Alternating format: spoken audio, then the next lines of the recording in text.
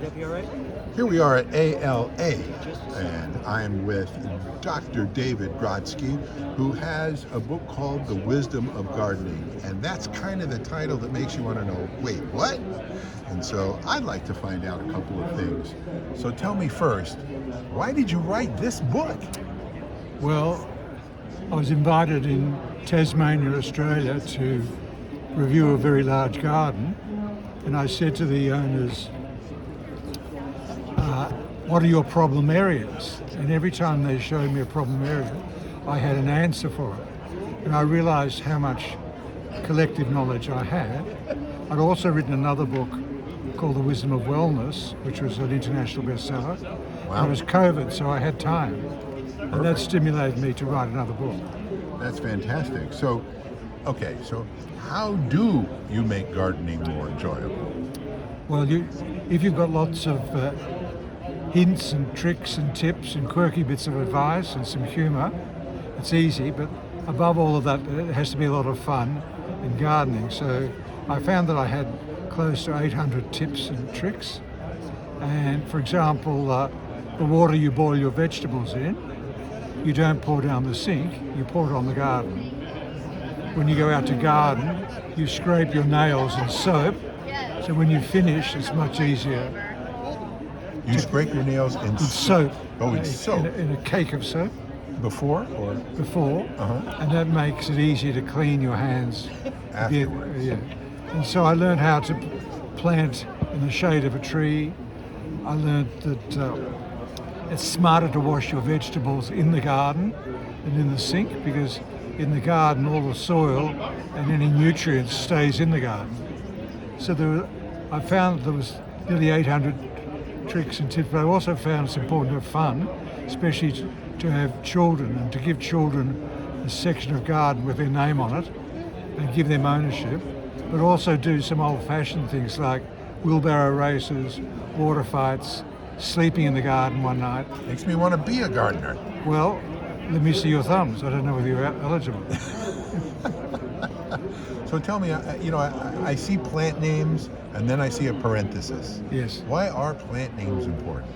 Well, in my book, I have never seen it mentioned anywhere else, but if you see the name of a plant, the generic name, which is their surname, and you notice how many plants end in the letters IA, like gardenia or magnolia or macadamia. Right. If you take the IA off the name, it's someone's surname.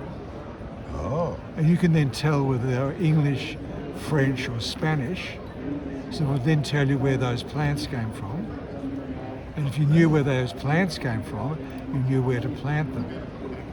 But also, where it helped me was, besides running a landscaping business, we had a nursery, and I had to select the plants. So we used to select plants that had 5 Fs.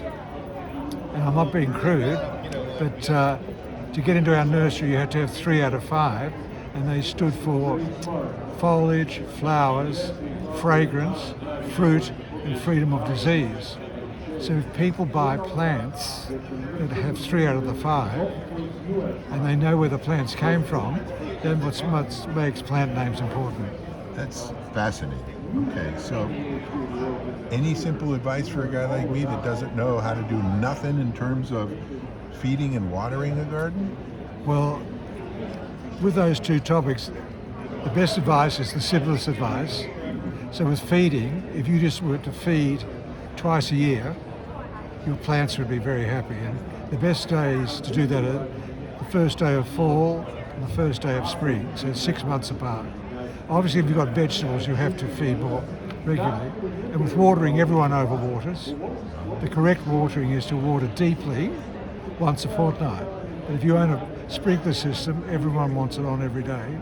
Then they complain about their water bills, snails, the nutrients get washed away. Now, a fortnight is every 2 weeks? 2 weeks, yeah. Sounds crazy, but even if you don't believe me, water once a week. Any more than that, you're wasting water, and the plants are sitting in too much water, and they don't thrive as well. I think this is fascinating. Yeah, thank you. I thank you for your time. This book is a good book for anyone who has an indoor plant, an outdoor garden. Exactly. It looks like you can really, really do something special. And you can have some fun doing it. Yeah, that's great. Dr. David, thank you so much. All right. And I thank you. appreciate your time. All right. Thank you. Heading